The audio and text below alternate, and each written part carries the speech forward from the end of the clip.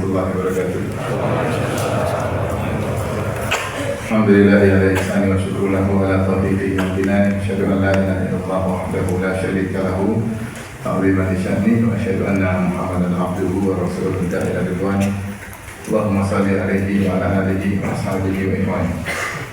Hadirin dan hadirat yang dirahmati Allah Subhanahu wa taala, menjelang bulan Ramadan, maka kita perlu mempersiapkan diri kita untuk bisa mengisi bulan Ramadan dengan seoptimal mungkin sesuai dengan kelapangan yang Allah berikan kepada kita.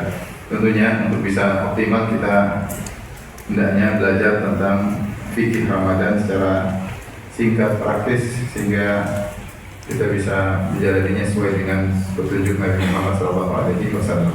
Maka pada kesempatan kali ini saya akan menyampaikan fikih praktis terkait dengan puasa bulan Ramadan ya. Tentunya bulan Ramadan didahului dengan bulan Sya'ban ya. Dan bagi orang yang biasa berpuasa sunnah di bulan Sya'ban seperti puasa Senin Kemis ya, atau puasa Daud misalnya, yaitu puasa sunnah yang bisa dikerjakan, maka tidak mengapa dia lanjutkan ya, tidak mengapa dia lanjutkan sebelum datang bulan Ramadan. Yang adapun yang tidak biasa puasa sunnah, maka hendaknya dia menghindari hari yang dilakukan ya, karena Rasulullah SAW melarang hal tersebut ya. Man shama fil yaumil ladzi yushaqqu fihi faqad asa Abul Qasim. Siapa yang berpuasa di hari yang dilakukan, ini Ramadan atau enggak, maka sungguh dia telah bermaksiat kepada Nabi Muhammad SAW. Tapi yang biasa puasa sunnah ya, Senin Kemis, puasa Daud, maka dia lanjutkan meskipun hari yang dilakukan, karena itu adalah kebiasaan dia. Hal ini dilarang kita berpuasa di hari yang dilakukan karena Rasulullah SAW tidak ingin terpisah antara bulan Sya'ban dengan bulan Ramadan. Ini dua bulan yang berbeda. Maka tidaklah kita berpuasa di bulan Ramadan kecuali dengan keyakinan bahwasanya bulan Ramadan sudah masuk. Kalau masih ragu ya, mungkin dipikir hati-hati kita puasa sehari sebelumnya, maka ini tidak dikehendaki oleh Nabi SAW. Bulan Ramadan harus spesial, maka masuknya pun harus masuk dengan pasti. Makanya Rasulullah mengatakan la taqaddamu Ramadan bi shaumi yaumin wala yaumain illa rajulun kana yasumu shauman falyasumhu. Janganlah kalian mendahului Ramadan dengan puasa sehari atau 2 hari sebelumnya. Dan maka hati-hati, Rasulullah harus terpisah Sya'ban dengan Ramadan, kecuali seorang yang biasa puasa. Yang biasa puasa tidak ada masalah, karena dia ketika berpuasa bukan untuk karena hati-hati, tapi karena itu kebiasaannya. Jadi saya ulangi, yang biasa puasa Senin Kemis, kalau misalnya ternyata hari Kemis jatuh pada 30 Sya'ban, ya puasa aja nggak ada masalah. Atau hari Senin jatuh pada 30 Sya'ban, nggak jadi masalah. Ini juga biasa puasa Daud, kemudian hari pas berpuasa masuk pada 30 Sya'ban, masih ragu ini 1 Ramadan atau 30 Sya'ban, tidak jadi masalah karena itu kebiasaannya. Baik, bagaimana masuknya bulan Ramadan? Bulan Ramadan sebagaimana bulan-bulan yang lain diketahui dengan 2 cara, yaitu jika terlihat hilal pada hilal bulan berikutnya, atau jika tidak terlihat hilal maka dengan menggenapkan bulan sebelumnya menjadi 30 hari ya. Makanya Rasulullah SAW mengatakan sumu li ru'yatihi wa aftiru li ru'yatihi fa in gumma alaikum fa akmilu iddata Sya'ban 30. Kata Rasulullah SAW, berpuasalah karena melihat hilal dan berbukalah karena melihat hilal. Jika ternyata hilal ditutup awan, maka genapkanlah bulan Sya'ban 30 hari. Ini yang diajarkan oleh Nabi SAW.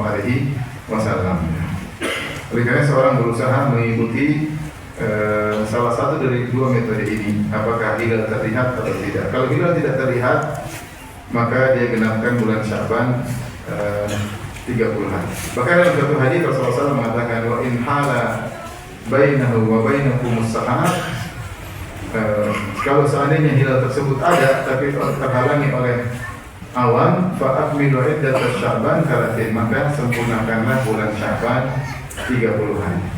Jadi kita ada standar syar'i ya. Standar syar'inya 2, yaitu dengan melihat hilal atau sempurna 30 hari bulan sebelum itu bulan Sya'ban. Dan ini terkadang standar syar'i ini terkadang menyelisih kenyataan, bisa jadi menyelisih realita. Ini sepertinya dalam syariat. Dalam syariat ada contoh misalnya ada orang berzina, ada orang berzina. Syarat untuk merajam seseorang berzina dengan ketahuan harus ada 4 orang saksi melihat bahwasanya terjadi perzinahan itu hingga masuk dalam sumur. Jika ternyata yang melihat melapor cuma 3 orang, maka standar syar'inya tidak terpenuhi meskipun zina terjadi. Meskipun zina terjadi, maka yang melapor 3 orang ini didera. Kenapa? Ketika dia melaporkan tidak memenuhi standar apa? Syar'i. Zina terjadi nggak? Terjadi, tapi tidak ada hukum di balik itu karena tidak mengikuti standar syar'i. Ini contohnya. Demikian juga misalnya kisah ketika saudaranya Sa'ad bin Abi Waqqas ya, berzina dengan wanita budaknya Zam'ah, yaitu bapaknya Saudah bintu Zam'ah. Maka ternyata saudaranya Sa'ad bin Waqqas ini kafir. Sebelum meninggal dia bilang sama Sa'ad, wahai Sa'ad, kau punya ponakan dari wanita tersebut.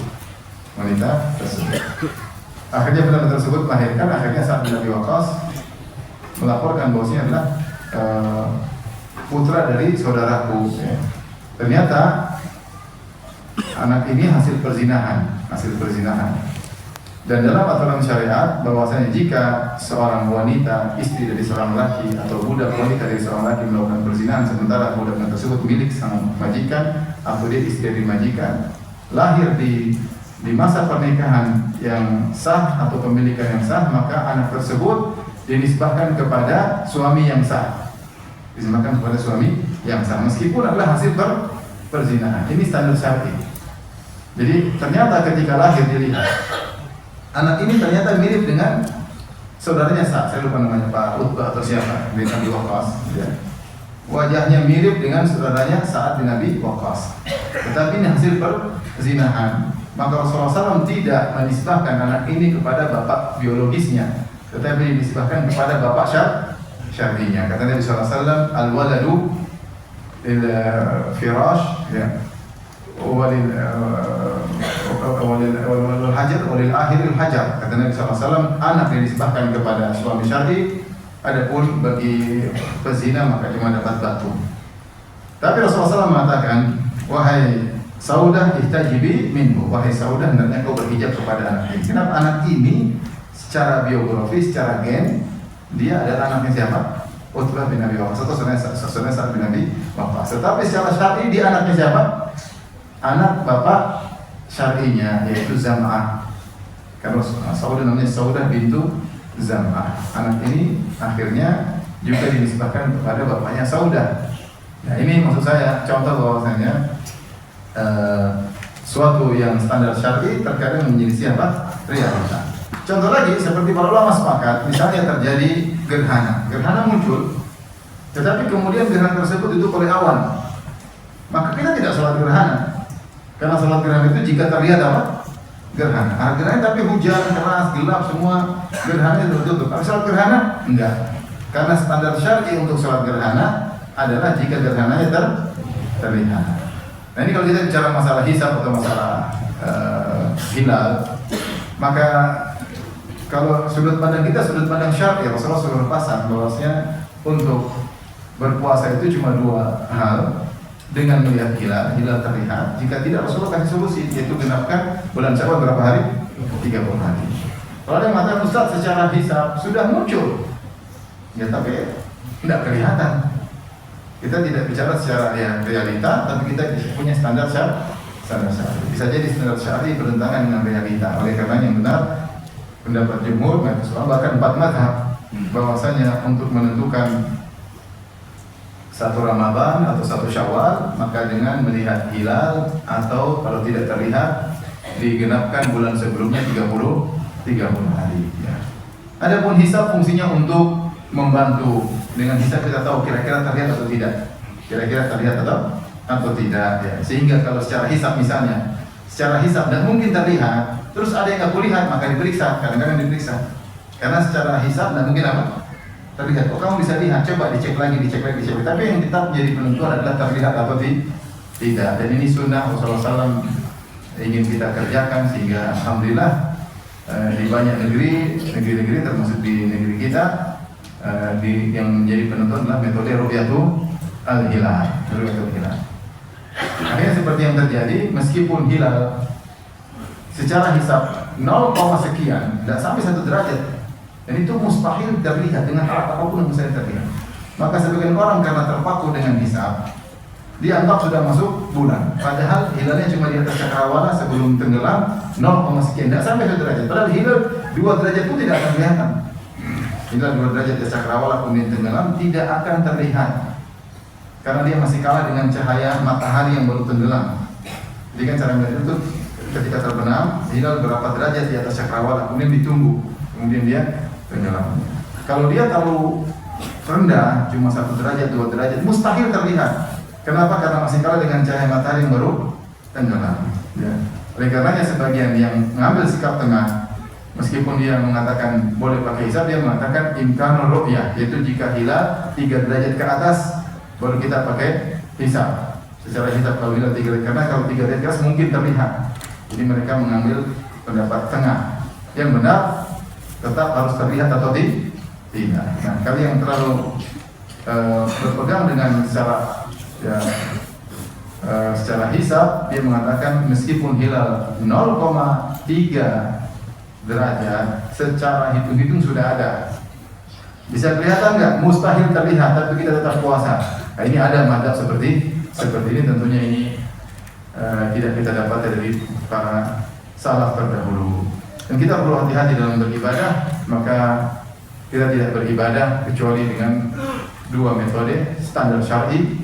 Apakah dengan terlihat hilal? Kalau tidak terlihat, apa? Disempurnakan bulan Sya'ban 30 hari. Ini pendapat 4 madhab, ya, madhab Syafi'i, Maliki, Hanafi, Hambali. Ya. Jadi lebih aman, lebih tenteram. Baik. Kalau sudah terlihat hilal, tentunya kita bahagia berarti telah masuk bulan Ramadan. Kita beri kabar gembira kepada saudara-saudara kita, sebagaimana Nabi SAW beri kabar gembira ya, kepada para sahabat, atakum Ramadan syahrul mubarak, yang telah datang bulan Ramadan, bulan penuh berkah, kasih motivasi kita. Jadi kita hidupkan hal ini, kita kirim lewat WhatsApp, ini kasih kabar gembira kepada kaum muslimin agar berbahagia dengan datangnya bulan ini. Kenapa kita harus bahagia? Karena tidak semua orang bertemu dengan bulan ini. Tidak semua orang bertemu dengan bulan Ramadan. Banyak saudara-saudara kita yang sudah tidak bisa bertemu, kita pun entah masih bertemu atau tidak. Maka kita harus gembira dan sebarkan gembira tersebut kepada kaum muslimin dengan mengirim WhatsApp, berita atau di sosial media agar kaum muslimin gembira dengan datangnya bulan tersebut. Berarti ada kesempatan dia diampuni oleh Allah Subhanahu wa taala. Sebagaimana yang dilakukan oleh Nabi sallallahu alaihi wasallam, dan juga mendoakan mereka supaya semangat beribadah, diberi taufik oleh Allah Subhanahu wa taala. Silakan, ini perkara bebas, yang penting kita beri kabar gembira. Mau kasih kata-kata yang indah boleh-boleh saja. Kasih kata-kata indah ya. Apa kata-katanya? Lidah tidak bisa berucap, tapi jari masih bisa. Ya terserah. Orang senang dengan, pokoknya gembira. Anak-anak juga dikasih semangat. Ini bulan Ramadan, bulan yang harus kita gembira menyambutnya. Ya, jangan dianggap bulan-bulan seperti bulan biasa. Ini bulan spesial, ya, bulan spesial buat anak-anak. Semangatnya ini harus kita hidupkan, semangat gembira menyambut bulan Ramadan. Baik, kalau sudah masuk bulan Ramadan berarti sudah mulai langsung apa? Tarawih ya. Sudah tarawih, sholat malam, ini semangat ya untuk bisa sholat tarawih. Dan sunnahnya sholat tarawih adalah di awal malam. Rasulullah SAW kalau selain bulan Ramadan, beliau sholatnya di tengah malam kurang lebih, atau di akhir malam. Dalam sebagian riwayat Rasulullah SAW membangun di sepertiga malam terakhir, dalam sebagian hadis Ibnu Abbas. Dalam sebagian riwayat Rasulullah SAW bangun sekitar tengah malam, setelah tengah malam dikit ya. Itu kebiasaan Nabi dalam kesehariannya ya. Jadi sebelum sepertiga malam terakhir Rasulullah sudah bangun dengan sholat malam, karena sholat Nabi panjang. Bahkan dalam sebagian riwayat Rasulullah SAW mencicil sholat malamnya. Dia bangun sholat 2 rakaat, Rasulullah SAW, kemudian dia tidur. Kemudian Rasulullah bangun lagi, sholat 2 rakaat, kemudian dia tidur lagi. Kemudian bangun lagi, sholat 2 rakaat sampai diselingi dengan tidur bangun, tidak jadi masalah, yang penting sholat malam. Tetapi ketika Ramadan, ketika Rasulullah SAW sholat tarawih, karena Rasulullah SAW pernah sholat tarawih 3 kali bersama para sahabat ketika bulan Ramadan. Kemudian Rasulullah SAW tinggalkan sholat tarawih tersebut. Rasulullah khawatir diwajibkan, karena syariat bukan di tangan Nabi. Syariat hukum di tangan Allah Subhanahu wa taala. Rasulullah khawatir kalau beliau membiasakan salat tarawih berjamaah bersama para sahabat, nanti diwajibkan Allah. Kalau Allah sudah wajibkan, Rasulullah tidak ingin memberatkan umatnya. Tidak ingin memberatkan umatnya. Seperti Rasulullah SAW mengatakan, "Laula an asyqa ala ummati la amartuhum bisiwaki inda kulli salat." Kalau tidak memberatkan umatku, tentu aku akan suruh mereka bersiwak setiap kali hendak sholat. Namun saya tidak ingin memberatkan umatku, sehingga siwak setiap mau sholat hukumnya cuma sunnah, tidak sampai wajib. Nah, kalau Rasulullah SAW sholat tarawih terus, Rasulullah khawatir Allah wajibkan. Sehingga Rasulullah SAW pernah, sahabat sudah kumpul, Rasulullah tahu. Rasulullah bilang, saya tahu kalian sudah berkumpul ingin sholat di belakangku, tapi saya khawatir diwajibkan oleh Allah. Kalau diwajibkan sholat tarawih, kalau sudah wajib, kalau tidak lakukan berdosa. Berdosa. Maka Rasulullah SAW akhirnya sholat tarawih cuma beberapa malam, dan itu Rasulullah SAW kerjakan di awal malam, agar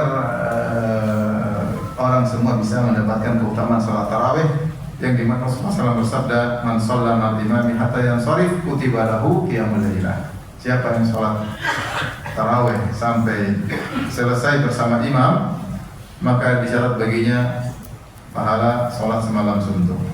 Nah, di sini disebutkan dalam riwayat, karena Nabi SAW pernah sholat di awal malam sampai zahaba syatrul lail, sampai lewat tengah malam. Setelah tengah malam, misalnya Rasulullah mulai jam 8, mungkin jam 1 selesai, lewat tengah malam, atau jam 12 selesai. Jadi sudah sholat 4 jam misalnya, atau 5 jam sekitar gitu. Ketika selesai, para sahabat masih minta nambah lagi. Kata para sahabat, "Ya Rasulullah, lau nafaltana baqiyata lailatina hadhihi." Ya Rasulullah, bagaimana kalau tambah lagi? Ini masih kurang. Semangat para sahabat. Kita kalau sholat jam 8 sampai jam 12, imamnya selesai, kita bilang akhirnya alhamdulillah. Ini subhanallah, sahabat masih pingin apa? Nambah. Ketika pingin nambah, Rasulullah kasih tahu, "Man shalla imami hatta yansharif kutiba lahu qiyamul lailah." Siapa yang sholat bersama sampai selesai, dicatat baginya pahala sholat semalam suntuk. Nah, ini menunjukkan kita jangan sampai tidak sholat tarawih bersama jamaah, karena di situ ada perkataan ma'al imam, bersama imam sampai selesai. Kecuali kita ada halangan, seperti misalnya kita safar, ya, ada masalah, atau kalau kita ada halangan, maka yang dicatat oleh Allah adalah kebiasaan kita. Misalnya seorang di sholat tarawih ternyata harus mudik, dipanggil orang tua, ya udah mudik aja, sholat di kendaraan, sholat sunnah, nggak ada masalah. Sholat tahajud sendiri, sholat tarawih sendiri, ya, karena sholat tarawih kalau sudah atas kendaraan nggak harus menghadap kiblat, ya, sambil mudik sambil sholat bisa. Nah, kalaupun kita pun sholat ketika mudik, tidak sholat di masjid bersama imam sebagaimana biasanya, tetap dicatat karena itu adalah kebiasaan kita. Rasulullah SAW bersabda, "Idza maridal abdu aw safar kutiba lahu ma kana ya'malu muqiman sahihan." Jika seorang hamba sakit atau bersafar, maka dicatat baginya amal yang biasa dilakukan ketika sedang mukim dan ketika sedang sehat. Jadi kebiasaan kita yang tercatat. Ya. Baik, maka seorang berusaha sholat tarawih bersama imam sampai selesai. Ya. Dan nasihat saya, cari imam yang kita bisa khusyuk di situ. Jadi kita tidak ngapa, kita selektif dalam memilih masjid, dalam memilih imam. Kita hidup cuma sebentar, ya. Dan belum tentu kita dapat Ramadan setiap tahun. Kalau ada imam yang enak, kita pergi jauh sholat sini tidak ada masalah. Itu tentu dianjurkan adalah sholat di rumah terdekat. Tapi kalau ada maslahat besar, rumah di tempat kita sholatnya 23 rakaat cuma 8 menit, agak repot. Nggak ada efeknya, itu nggak kerasa, ya. Amin dhalin, amin dhalin, amin selesai.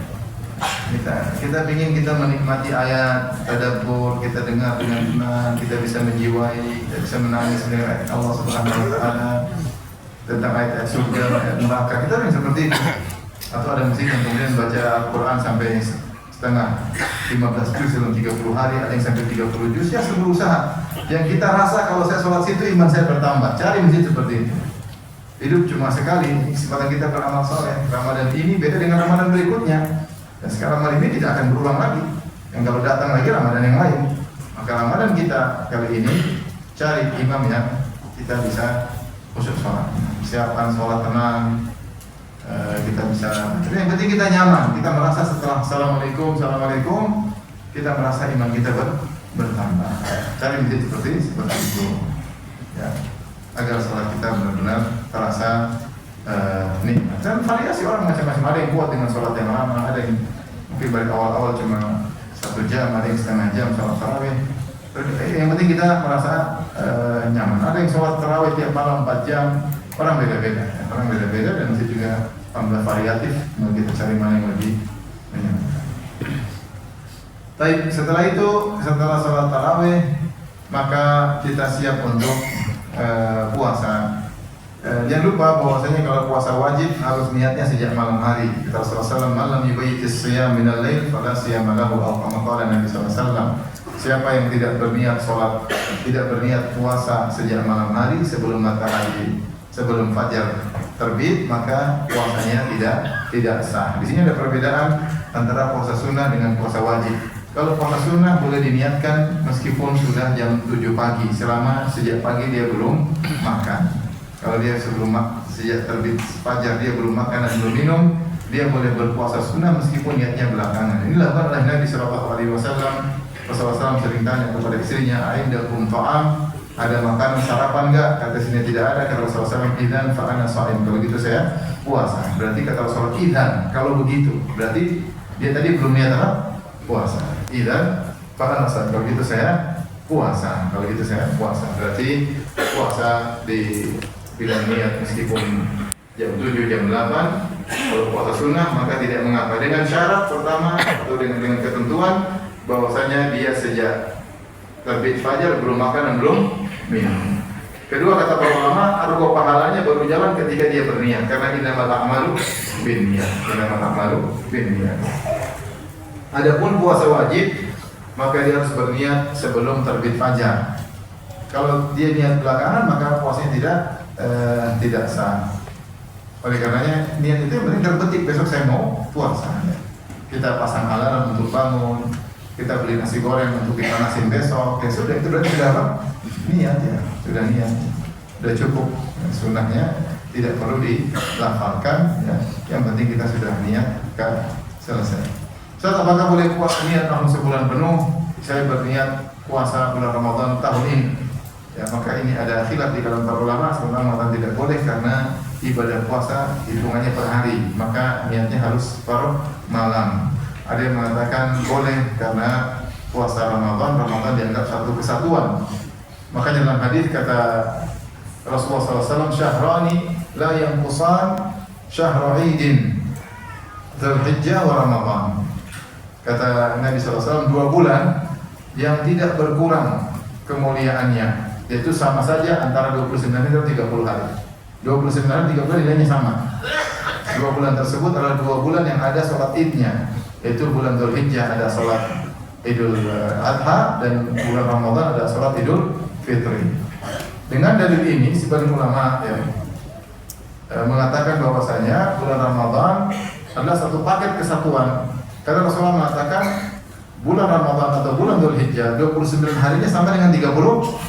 Berarti dia dihitung satu paket. Nah, kalau dihitung satu paket, kita boleh berniat satu paket juga, ya. Kalau saya berniat puasa Ramadan tahun ini, jadi tidak harus berniat tiap malam. Ini pendapat sebagian ulama dan siapa pendapat yang kuat. Akan tapi lebih hati-hati setiap malam kita pasang apa? Niat. Bisa puasa, bisa. Kecuali kalau di tengah malam kita batal, di tengah perjalanan mungkin hari ke-12 kita batal, kita perbarui niat lagi untuk sisa bulan.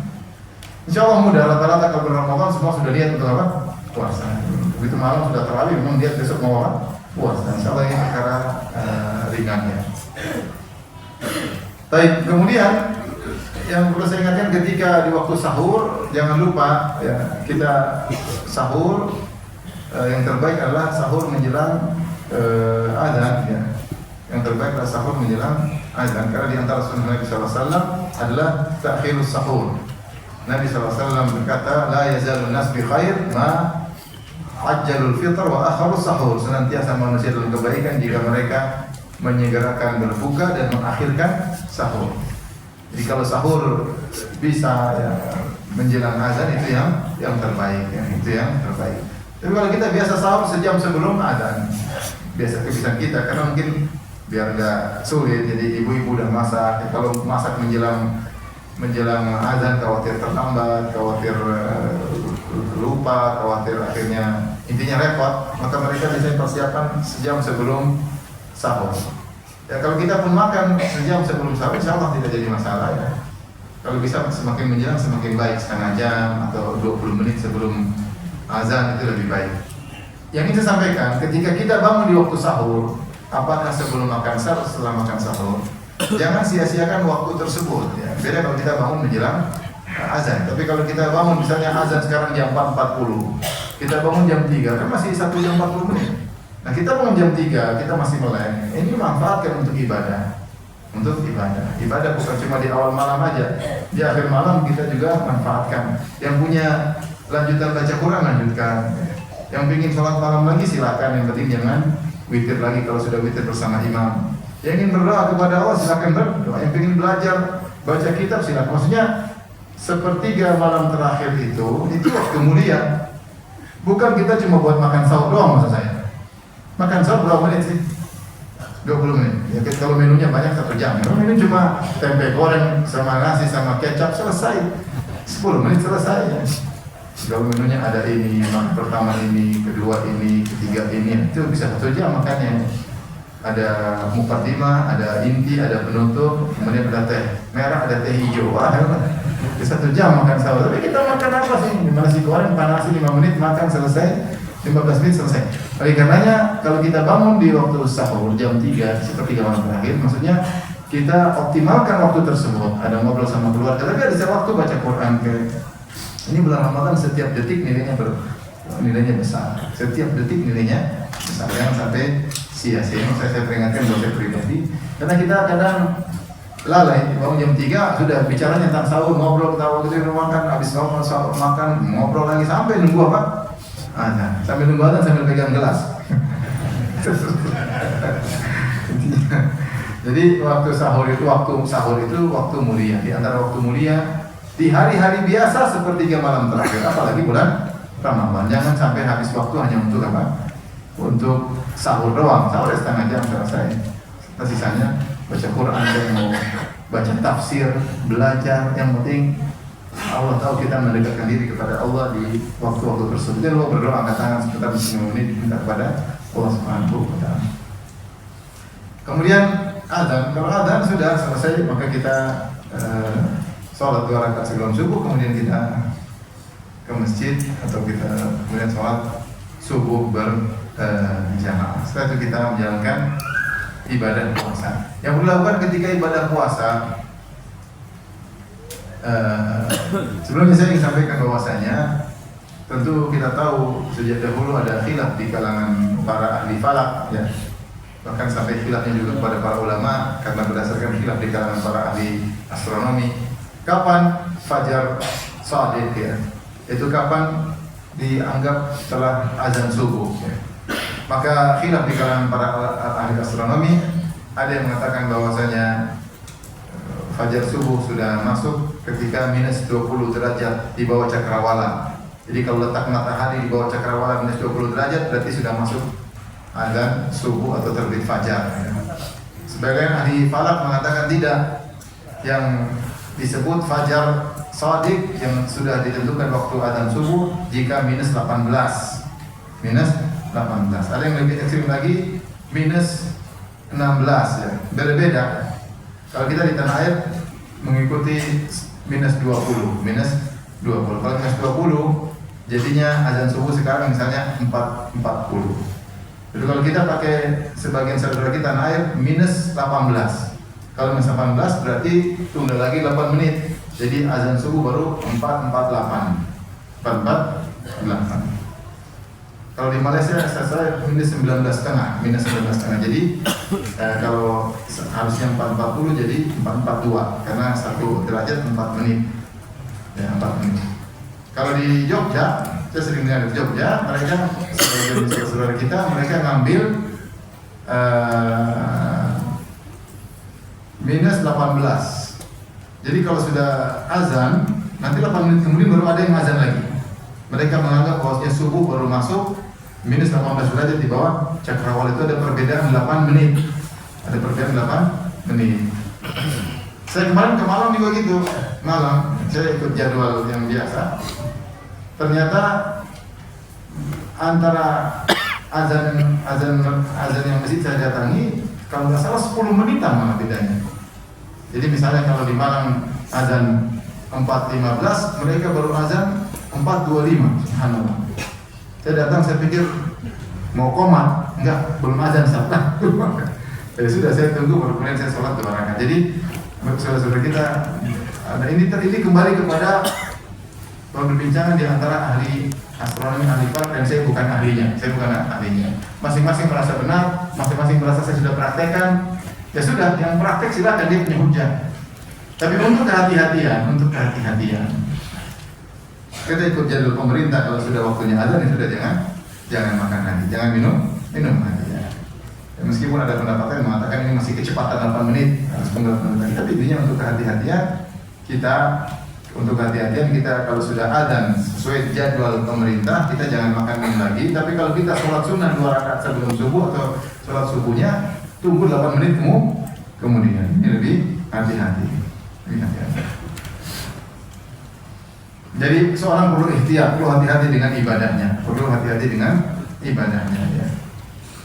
Kalau sudah azan dikumandangkan, ya sudah berhenti. Jangan azan sudah dikumandangkan masih santai, ini udzur syar'i, tapi kerupuk ambil lagi, sambal ambil lagi, telur. Ini kalau syar'i itu kalau terlambat tinggal minum mungkin lah ya. Ini sudah azan terlambat, minum aja selesai. Tapi kalau sudah azan kemudian masih santai, ini tentu tidak jangan bermain-main dengan ibadah kita. Kalau ibadah kita tidak diterima. Ada satu tempat, ada guru dan murid-muridnya, mereka nunggu sahur. Kemudian gurunya mau makan.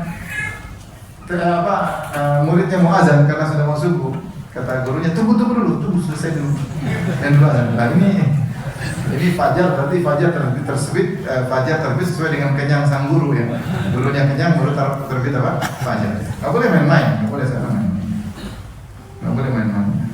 Sama tentang jadwal berbuka, seorang harus waspada. Kalau belum waktunya terbenam matahari, maka tidak boleh ya, harus menunggu. Dulu ada sebagian kawan-kawan semangat ingin buka cepat karena memang sunnahnya buka puasa cepat-cepat. Tapi kan cepat-cepat, tapi kalau matahari sudah tenggelam. Jadi ketika sudah mau maghrib, suruh naik, cuma naik ke atas pohon, itu matahari kelihatan kan? Sudah nggak kelihatan buka, padahal belum azan. Ini tentu seorang waspada dengan ibadahnya. Ya, jangan kalau belum pasti tidak usah. Tapi kita lanjutkan. Ketika berpuasa bukan berarti kemudian kita istirahat total. Yang punya aktivitas lakukan. Para sahabat dulu mereka berpuasa, mereka juga tetap bekerja, tetap mencari nafkah. Ya. Seperti kisah Qais bin Sirmah al-Ansari radhiyallahu anhu yang bekerja ketika sedang berpuasa. Bukan berarti puasa seorang berhenti aktivitas ya, enggak ya, dia ada kerja, tetap kerja, mencari nafkah, ekonomi tetap berjalan, ya. Kegiatan di pasar sehari-hari, ibu-ibu tetap melakukan kegiatannya. Ya. Sebagian tentu mungkin dikurangi karena ada kesibukan ibadah di malam hari, tapi aktivitas kerja tetap berjalan. Jangan jadikan alasan Ramadan untuk kemudian tidur terus ya. Dari pagi tidur sampai tidur, bangun sholat duha, tidur lagi, bangun lagi sholat asar, tidur lagi, bangun lagi, bukan sahur langsung. Tidur mulu, enggak, bukan begitu ya. Artinya Ramadan itu bukan berarti, karena ibadah banyak, di antara ibadah adalah mencari nafkah, berinteraksi, bersama orang tua, banyak yang bisa kita lakukan di siang hari. Belajar yang dakwah, yang menuntut ilmu ya, yang di bisnis. Tetap, karena ini semua adalah kegiatan, bukan berarti Ramadan kemudian berhenti, enggak.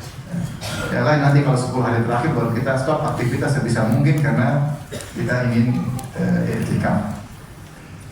Kemudian terus hindari segala yang bisa membatalkan puasa. Membatalkan puasa diantaranya adalah makan dan minum, dan yang semakna dengan makan dan minum. Ya. Semakna dengan makan dan minum. Ya. Maka semua yang bisa membatalkan puasa kita hindarkan sampai terbenam matahari. Nah, ketika akan berbuka, maka kita memanfaatkan waktu. Ya. Di antaranya adalah disunahkan kita untuk fokus berdoa ketika menjelang berbuka. Ya. Dalam hadis Rasulullah menyebutkan bahwasanya doa orang berpuasa itu dikabulkan, di antaranya inda fitrihi, ketika sedang berbuka.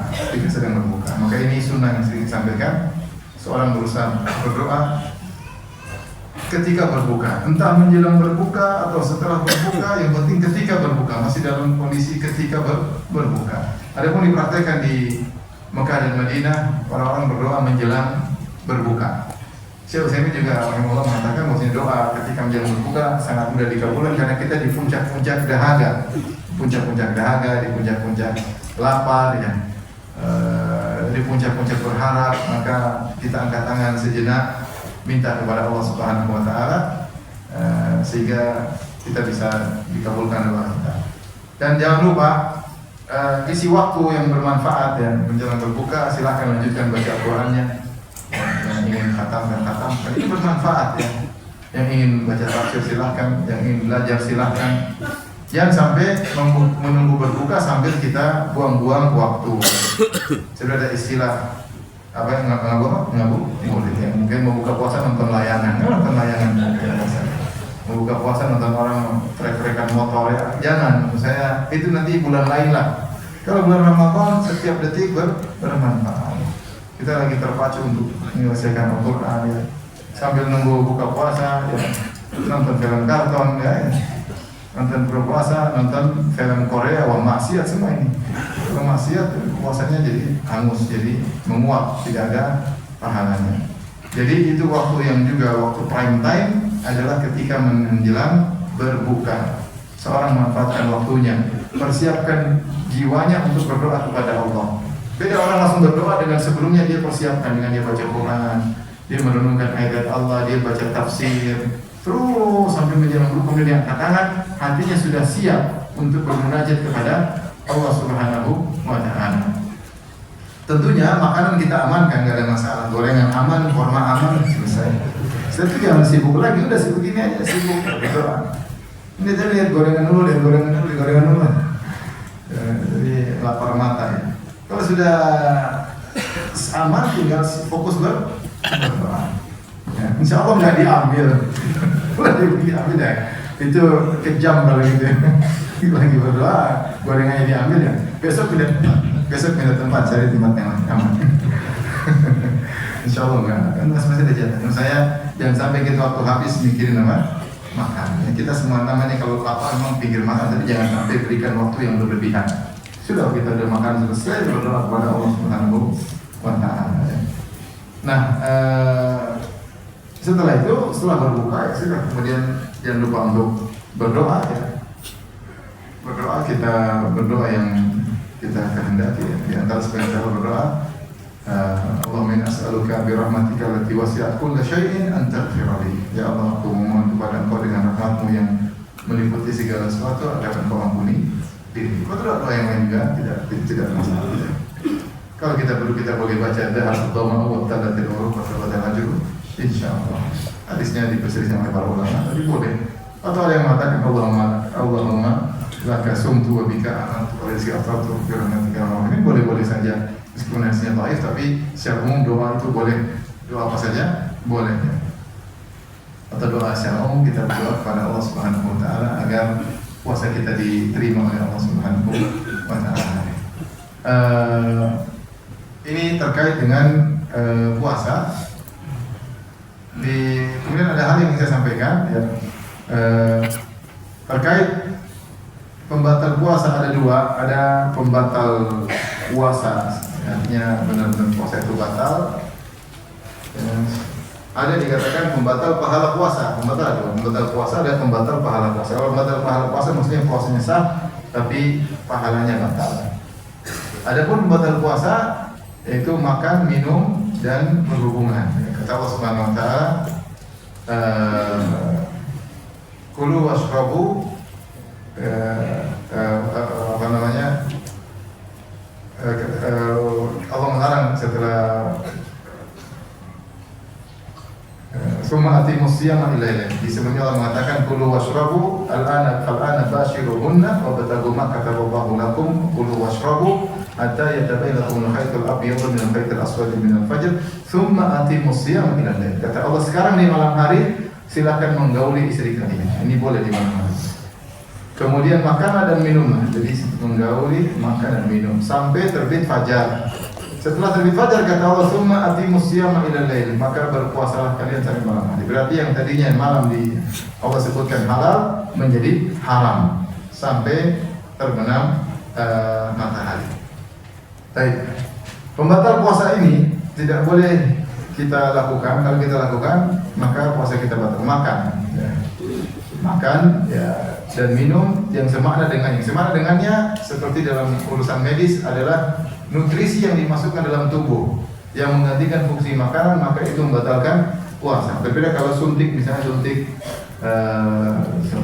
suntik vaksin misalnya, atau suntik penyakit, ya, obat, ya, seperti suntik orang terkena gula, seperti orang insulin, ya, dia untuk pankreasnya, ya.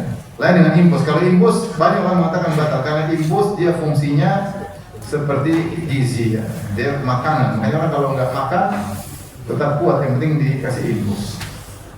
Demikian juga sebagai saya kemarin ditanya beberapa hari lalu tentang orang yang cuci darah. Apa cuci darah membatalkan puasa? Kalau mencuci darah saja, darahnya dibersihkan dari kotoran-kotoran, seharusnya tidak membatalkan. Tapi kalau ditambah dengan gizi-gizi, darah tersebut selain dicuci ditambah dengan apa? Energi, ya, maka ini fungsinya sama seperti infus, maka membatalkan apa? Puasa, batal puasa, ya. Tapi kalau hanya sekedar cuci darah harusnya tidak. Tapi ketika ditambah dengan glukosa, kayak apa, kayak larutan-larutan yang di situ fungsinya sebagai pengganti makanan untuk kesehatan sang pasien, maka dia fungsinya seperti makan dan minum, maka itu membatalkan puasa. Kemudian yang paling berbahaya adalah berhubungan, ya, berhubungan. Adapun mukaddimat dari berhubungan, misalnya sekedar mencium, maka tidak membatalkan puasa. Karena Rasulullah SAW juga melakukannya. Kata Aisyah radhiyallahu anha, "Kana Nabi sallallahu alaihi wasallam yuqabbiluni wa yubashiruni wa huwa sha'im wa kana amlakakum li rabbih." Nabi sallallahu alaihi wasallam menciumku dan mencumbuiku, dan al-mubasyarah itu lebih daripada sekedar mencium, yaitu merayu. Kemudian Nabi ini mencumbui Aisyah radhiyallahu anha padahal dia sedang berpuasa, akan tapi beliau lebih orang yang lebih menahan hasratnya. Rasulullah SAW ketika mencumbui istrinya tidak kebablasan. Makanya kata para ulama, jika seorang khawatir kebablasan kalau dia mencium istrinya, maka tidak boleh dia mencium istrinya. Khawatir dia akhirnya lupa diri, akhirnya dia menggauli istrinya, dan akhirnya puasanya batal.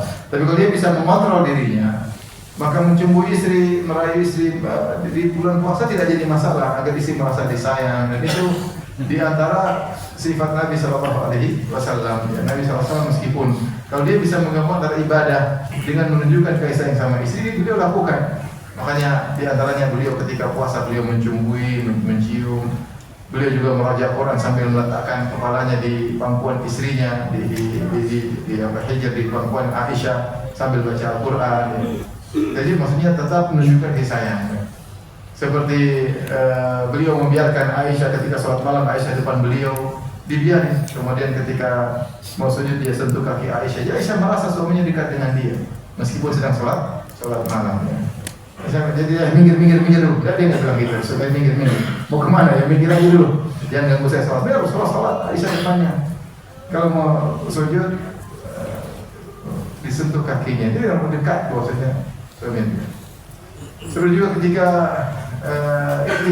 Rasulullah SAW didatangi oleh Sofia. Rasulullah SAW menyempatkan diri untuk ngobrol dengan Sofia. Beliau sedang iktikaf.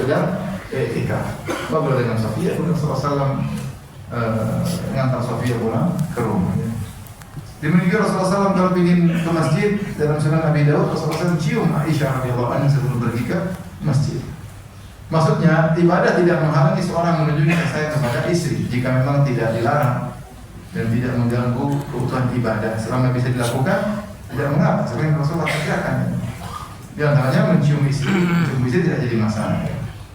Tapi kalau sampai pada berhubungan, maka ini dosa ya. Makanya datang seorang sahabat datang kepada Nabi dan berkata, ya Rasulullah, ihtaraqtu ya Rasulullah, aku telah terbakar. Dalam riwayat yang lain, halaktu ya Rasulullah, saya binasa, saya telah terbakar. Kata Rasulullah SAW, ma ahlakak, apa yang buat engkau binasa, apa yang membakar engkau?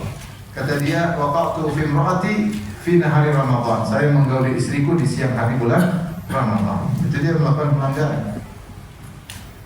Oleh karenanya Rasulullah mengambil hal ini, aku telah binasa, aku telah terbakar, bahwasanya sengaja berhubungan dengan istri di siang hari bulan Ramadan dosa besar karena melanggar kesucian hari puasa. Melanggar kesucian hari puasa dan dia membatalkan puasanya, padahal puasa wajib baginya. Jika dia telah terjerumus dalam dosa besar, maka wajib bagi untuk bertobat kepada Allah Subhanahu wa taala. Kemudian bertobat saja tidak cukup, dia harus bayar kafarah. Maka Rasulullah SAW bertanya, hal tastati'u an tasuma syahraini mutatabi'ain? Mampukah engkau untuk berpuasa 2 bulan berturut-turut sebagai kafarah?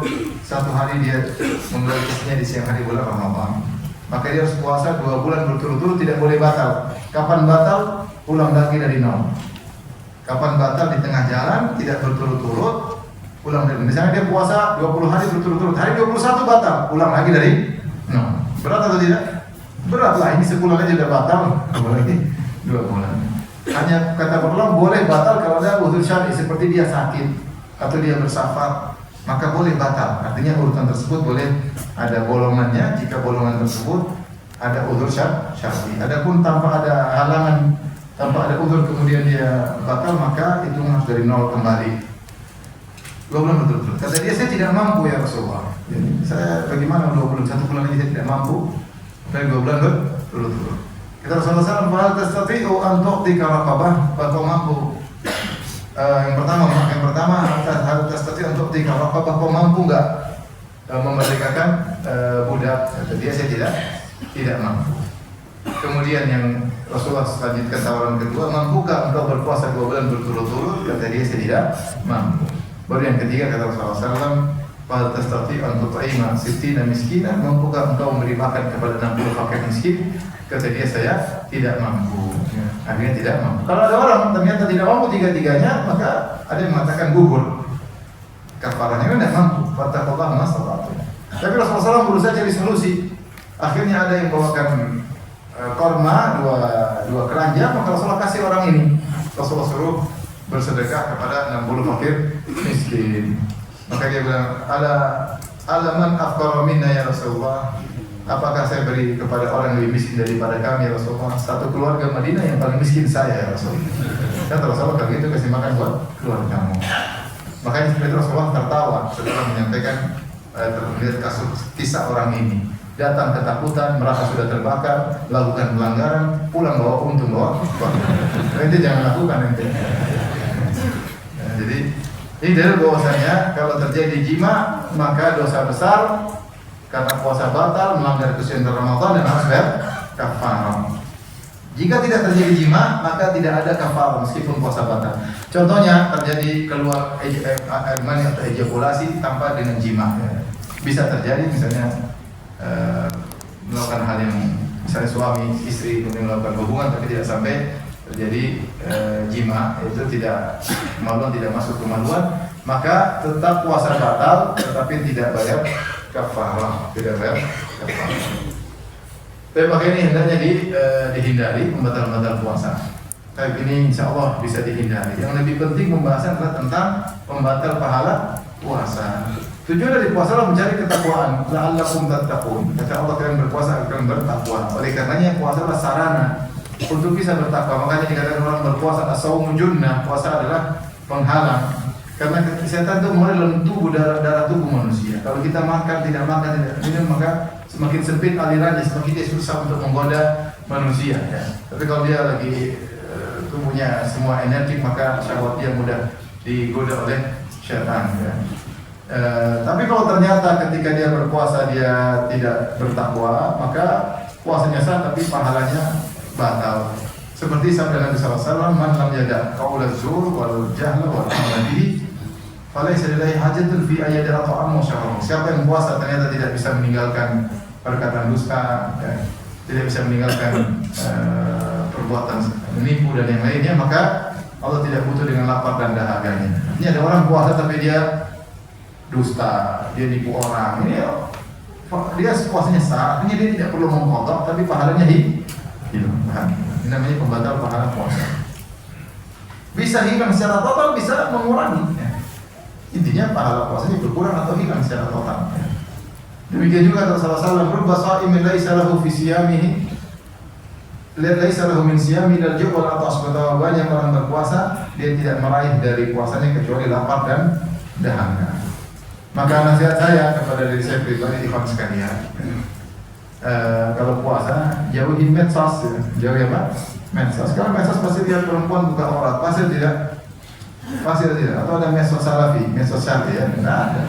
Ada Facebook syar'i, ada YouTube syar'i, nggak ada. Ya, kalau bukan apalagi YouTube-nya gratisan ya, pasti ada iklan cewek cantik. Cewek cantik berjilbab pun ternyata cantik, bibirnya dipakai spidol, jadi ya apa ya, dia bersolek. Kita lihat ya, kalau normal ya insya Allah tertarik, kalau nggak normal ya qadarullah ya. Masa ya hindari. Itu enggak dengar musik, dengan ya kita lagi puasa, lagi pingin diampuni oleh Allah. Ya kecuali darurat kita harus lihat berita karena kaitannya dengan ekonomi kita, dengan kita apa. Tapi kalau tidak darurat tidak perlu sayang maksudnya Ramadan kemudian kita kotori Ramadan kita dengan maksiat. Maksiat itu banyak. Semua maksiat potensi mengurangi pahala dan bahkan potensi membatalkan pahala puasa secara total. Maka seorang berusaha menghindarkan pembatal-pembatal puasa. Kemudian juga potensi berjidal tinggalkan. Makanya Rasulullah mengatakan, "Idza kana yawmus yamin ahadikum fala yarfath wa la yafsuq wa in sabbahu ahadun falyaqul inni mar'un sha'im."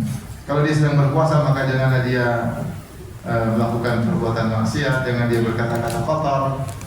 Kalau ada seorang maki dia, maka dia jangan ladeni. Dia berkata saya sedang puasa, agar orang itu menghargai dia dan dia mengingatkan dirinya. Ada yang mengatakan fadiyakul ini mar'un sha'im, kata Nabi, ucapkan saya sedang puasa. Dia mengatakan ucapkan dalam hati, ingatkan dirimu, kamu tuh sedang puasa, tidak usah ladeni seperti itu.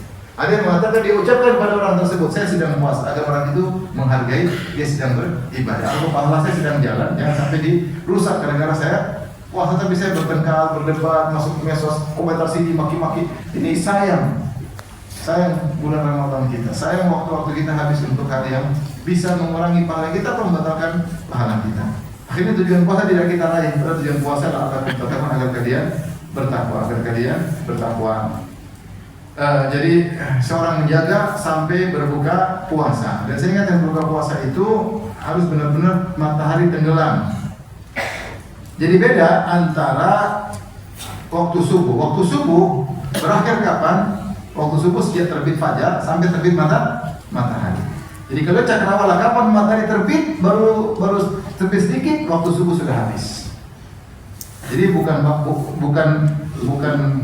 bulatan matahari keluar semua baru waktu subuh terbit habis. Tidak, begitu muncul sedikit berarti waktu subuh sudah habis. Tapi kalau berbuka harus bulatan tenggelam semua. Kalau belum tenggelam semua, berarti masih harus puasa. Ketika tenggelam semua baru boleh buka. Jadi kalau misalnya kita lagi sama istri di pinggir pantai lagi menikmati apa? Sunset. Matahari dia tadi tunggu jam dulu sebentar. Ya, kalau orang sudah ada jangan pedulikan karena matahari depan kita. Itu matahari made in China mungkin. Depan kita jelas. Ya. Karena matahari begitu kalau karena orang namanya aplikasi bisa skala bisa keliru. Aplikasi itu juga banyak macam.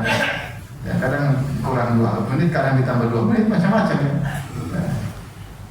Bagian aplikasi ditambah 2 menit untuk hati-hatian. Intinya harus benar-benar apa? Tenggelam. Kadang dia menangkap derajatnya salah. Dia lokasinya ternyata di update, ternyata lokasinya salah, sehingga akhirnya keluar juga salah. Jadi ini kita berusaha, itu namanya alat-alat agar kita bisa membantu. Tapi kalau di depan mata kita ada matahari, ya sudah, itu semua alat kita buang, kita lihat yang di depan mata. Kalau dia belum hilang semuanya tidak boleh, meskipun sudah ada. Tapi kalau sudah tenggelam, meskipun belum ada, buka aja. Sunnahnya segera berbuka. Meskipun aplikasi belum bunyi, 2 menit lagi aplikasi, nah itu salah itu. Ini matahari sudah apa? Tenggelam. Lalu saya bilang, jangan dulu, saya bakal balik lagi. Wah, kalau balik lagi matahari, berarti hari kiamat. Hari kiamat sudah puasa-puasa. Jadi kalau sudah tenggelam depan mata, selesai. Kalau ragu, jangan. Kalau ragu, jangan. Tunggu dulu sampai pasti. Karena tunggu dulu sampai pasti. Jadi saya pernah sama kawan orang Sultan, orang insya Allah rajin ibadah. Naiklah kita pergi, kita mau umroh sama-sama mahasiswa. Ketika sampai di tengah padang pasir ada gunung-gunung, ya di tengah jalan ada gunung-gunung. Terus waktu berbuka mungkin masih 3 menit lagi. Kata dia, udah nggak ada matahari, buka. Saya bilang enggak lah, belum. Sudah, mana matahari? Nggak ada. Saya bilang nggak ada, di balik gunung itu nggak ada. Kita jilat mata kita nggak ada, silakan buka. Ya udah, kau buka aja dulu. Saya nunggu waktu. Begitu azan baru saya berbuka. Saya umroh sama dia, setelah itu kita pergi lantai 3 di Masjidil Haram. Terus berapa menit lagi, mungkin 5 menit belum mau azan, saya bilang nggak ada matahari coba. Kenapa kau nggak buka? Matahari belum, sudah nggak ada. Kan kau bilang kemarin waktu kita di jalan, ya, matahari nggak kelihatan, silakan berbuka. Sekarang matahari nggak kelihatan di balik hotel, mana buka? Enggak, kata dia enggak. Dia buka mungkin ditegur 1000 orang maksudnya. Ya karena memang terkadang matahari tidak pada posisi normalnya, dia sedang di balik apa? Di balik hotel, di balik. Jadi kita nunggu dulu kalau matahari belum jadwalnya. Jadi maksudnya berbuka puasa harus hati-hati. Jadi pernah juga di kompleks itu. Jadi kalau buka ada yang suruh naik ke atas pohon, dia tuh udah nggak kelihatan. Waduh, ini repot, ini padahal masih terang. Aduh, repot. Ya akhirnya ada yang berbuka, jangan main-main karena kita puasa sayang kalau kita tidak pas, juga puasa kita akhirnya tidak bermanfaat. Semoga ikhwan sekalian bisa berpuasa dengan baik ya. Semoga kita diberi taufik oleh Allah untuk optimal di bulan Ramadan kali ini, mudah lebih baik daripada bulan-bulan sebelumnya, dan semoga kita diampuni Allah dan masuk ke dalam surga-Nya. Amin ya rabbal alamin. Sempat terjadi semacam perbincangan di kalangan para asatidzah. Gimana dengan tarawihnya? Ustaz sudah pernah dengar tidak adanya kebiasaan ini? Saya pernah bahas ada dalam benar-benar nanti ditampilin di bekal puasa. Nanti insya Allah ada pembahasannya. Sebenarnya intinya selama tidak menimbulkan keributan, selama tidak menimbulkan perselisihan, ya, insya Allah tidak jadi masalah. Tapi kalau menimbulkan perselisihan, hindari. Karena bagaimana? Karena ketika Umar ada mudahnya gini, Umar bin Khattab sebelumnya kan tarawih di zaman Abu Bakar berhenti, tidak ada. Abu Bakar sibuk ada orang murtad macam-macam selama 2 tahun. Kemudian Umar menjadi khalifah. Ketika menjadi khalifah, kapan ide Umar bikin tarawih? Ketika Umar datang ke Masjid Nabawi, ternyata banyak orang bikin tarawih sendiri-sendiri. 3 orang, ada yang 7 orang. Karena Masjid Nabawi kan luas, sehingga mereka grup-grup. Dalam satu waktu mereka sholat berjamaah grup-grup, namun tidak mengganggu. Gampangannya, kalau sholat aja dalam satu waktu bergrup-grup, apalagi beda waktu. Sederhana demikian. Tentu ada bahasan di balik ini, tapi intinya selama tidak menimbulkan perpecahan di antara kaum muslimin, nanti saya malas ini jadi hinaan. Kamu di pertama apa jelek, kemudian yang terakhir ada ini, nggak bagus kalau begitu. Kita tidak ingin ada perpecahan, maka masjidnya kompak. Kalaupun dia bikin 2 ronde atau 3 ronde, terserah dia, yang penting jangan timbul keributan. Karena Umar ketika menemukan para sahabat atau para tabi'in ketika itu, mereka dalam satu waktu, bukan 2 waktu, satu waktu beberapa grup. Kata Umar, kita gabung aja. Kenapa bergabung? Biar lebih masalah. Ya, kalau Umar sudah gabung, yang kita bisa lagi, kecuali memang ada masalah. Jadi maksud saya, silakan, yang penting jangan ada keributan. Udah kompak, sama-sama mengerti. Yang mau ikut dua-duanya boleh, salah satunya boleh, silakan. Yang penting jangan ribut. Dalilnya tadi, Umar bukankah cuma 2 waktu, bahkan 1 waktu berguru. Siapa lagi bertanya? Ya. Safar puasa Safar puasa atau tidak ini penting. Di zaman Nabi SAW sebagian sahabat ketika bersafar, ketika mereka berjihad, di antara mereka yang berpuasa, di antara mereka yang tidak berpuasa. Berarti dua-duanya boleh. Tetapi mana yang lebih afdal? Jika bersafar kemudian puasa terasa berat, maka sebaiknya berbuka. Rasulullah SAW mengatakan laisa minal birri asyamu fi safar. Bukan dari kebaikan berpuasa ketika sedang apa? Safar. Karena agama Islam mudah, jangan sampai orang sudah safar setengah mati berat kemudian dia nekat berpuasa. Karena itu memberatkan dia.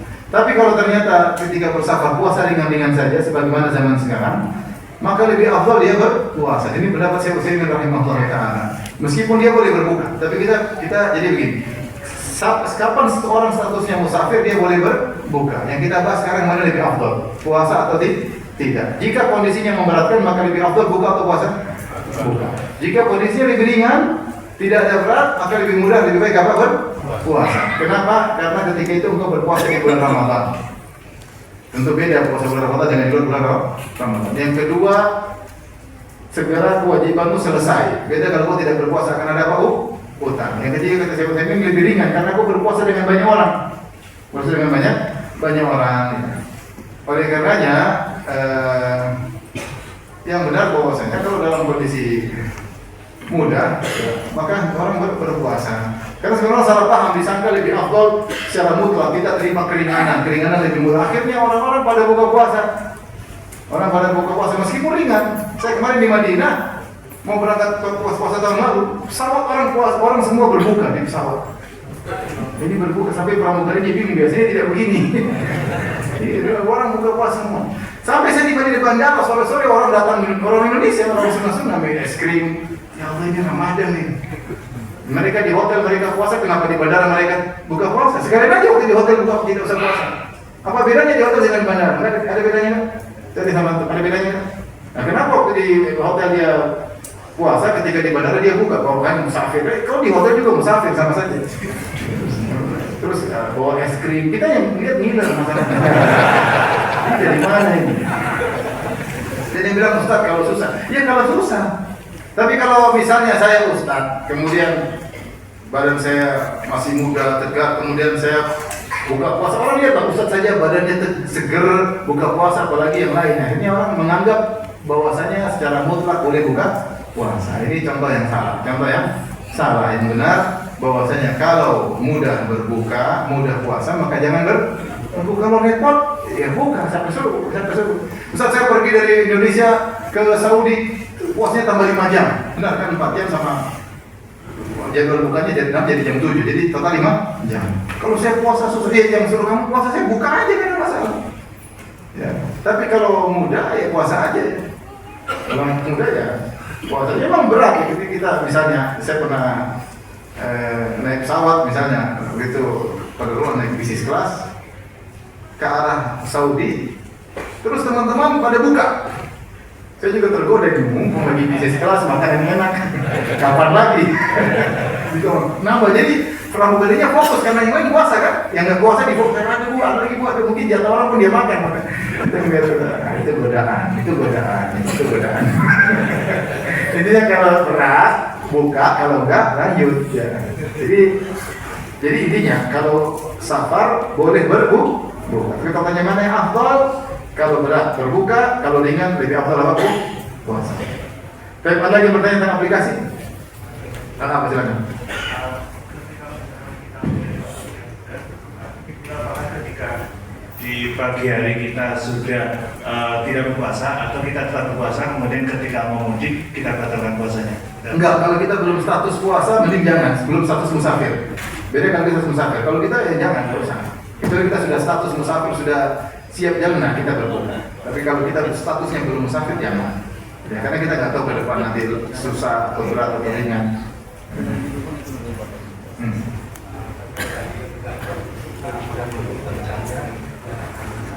Udah silakan buka, pendapat yang berat kalau sudah buka ya buka ya. Nanti kita menghargai, jangan makan di depan orang. Iya.